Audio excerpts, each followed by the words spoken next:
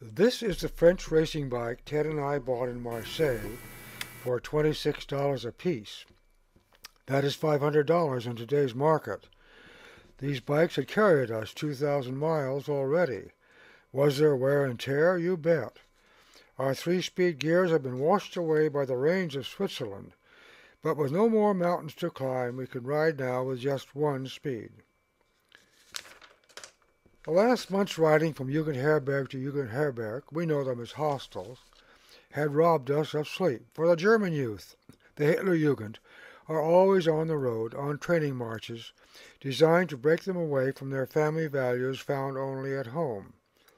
They were loud and they were thoughtless as they talked and sang much of the night. This is a Tenkate home, just a few miles within Holland, so welcome with its marvelous breakfasts and comfy beds, and a family dedicated to our well-being, anxious to hear of their relatives, our friends, in America. The entire town is employed in the Tenkate spinning and weaving mill. It's a real company town. Afternoon tea is a beloved ritual, and rightly so. And then we were on the road again. Our roads were now smooth, paved, tree-lined bicycle paths, yet we still bucked winds. But wind in Holland, like no other land, has its virtues, for soon windmills started to appear. Most were not turning. Electricity had taken over. We began to pass stylish homes, often in half timber, with sweeping thatched roofs. And the next door would be an equally attractive barnyard with ducks and geese galore. This was our first Dutch hostel. It had all the warmth of home, provided by the genial hostel mother and father. Hostels in Holland are private enterprises, not government-ordered, as in Germany. We often slept on straw mattresses on the floor. We were glad to have the last available beds. Each day the fairyland that we imagined Holland to be really appeared. This is an outside laundry. Slowly we were realizing that the women seemed to do most of the work, while men could snooze or just loll about. But make no mistake, true to legend, Dutch floors were sparkling, shoes stayed outside. We stayed in the Amsterdam hospital for just a day in order to see the Rembrandts in the museum. Then early next morning we rode west to Volendam, a town even in those early days accepted as a tourist trap. But our early morning ride to it, well before the crowds, showed us the real heart of the island with its working fishermen and their ships. Their homes were tended by their wives and were spick and span, with starched lace curtains and well-scrubbed walls inside and even outside. Dutch cleanliness and neatness is the real thing. It was on the road again, now southward, with Hollanders for companions. Now we use the word Hollander more often, for we found that some took offense at being called Dutch. This sounded too much like Deutsch. Germany's intentions were feared even then. Our German pants and suspenders, well-worn, rugged, leather, lederhosen and Hosentrager, weren't much help.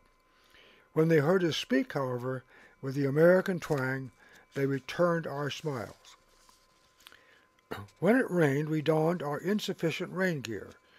Why we didn't discover or create a poncho, I will never know.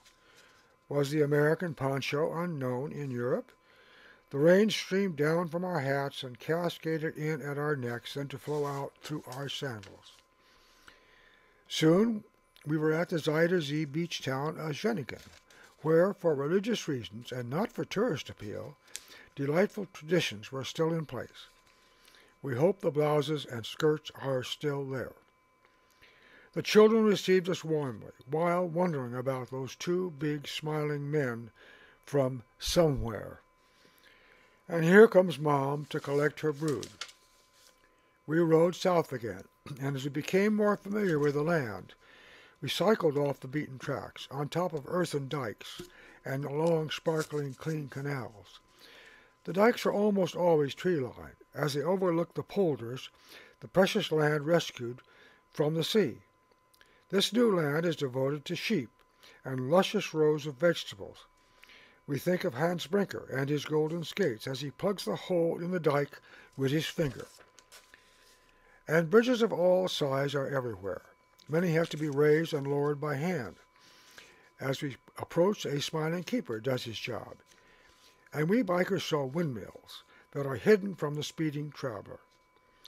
Once in a while we passed a traveling salesman, wooden shoes festooning his handlebar like heads of lettuce. He would smile, curiously, as we rode by. We were told that the poplars on the dikes are more than just windbreaks and ornaments. They provide the wood for shoes, so necessary in the wet polder fields. We passed through Leiden, The Hague, Rotterdam, riding south, often against the wind, but into the most charming of lands. It is Zealand. But biking has its price. Because we rode the dikes and along canals, tire punctures happened regularly, at least once every 2 days. Out comes the handy tire repair kit. We take out the inner tube, find the hole, patch it, put the tube back in the casing, blow it up again, and off we go, none the worse for wear. With miles behind and more miles yet ahead, we had early on found our ideal speed to be 20 kilometers or 13 miles an hour. Going up or down, we kept that average, except when climbing mountain passes or coasting down into valleys. Holland is flat. The several so-called hills are not even 250 feet high. What a joy this is for the biker. The English in Holland, for just a weekend or longer fortnight, on their light and fast four-legged propelled tandems, took great joy waving to and speeding by those two Americans. This has been our route to Holland, from Almelo to Zeeland and the island of Walcheren. We entered at Bergen op Zoom. Yes, that is really the name of the town where this lady, with starched bonnet and brass antennae-like ornaments, created our picnic lunch of tomatoes, marmalade, and, as always, bread. And a little later, this handsome lady, walking briskly, with starched wing bonnet and her templed ornaments, smiled as Ted passed slowly by. The next day was Sunday. We had just left our hostel and its barnyard of shiny, muddy, squealing pigs. We rode on the dike surrounding Middelburg. Another surprise. You can be sure of it, for we had the privilege of watching Zealanders coming home from church. Words can't describe these few minutes. We seemed to hear Swiss cowbells as we rode on the dike in a canopy that was truly a Gothic cathedral. Now to Vlissingen, known as Flushing, to take the ferry the short distance to the Belgian border, and then to cycle down the long, quiet Dam Canal to fabled tiny Bruges, or Brugge, a canal-side picnic on the way. We were alone in another world for many wonderful miles as we pedaled along this reed-lined waterway. A true fairyland. What a climax to a Dutch treat!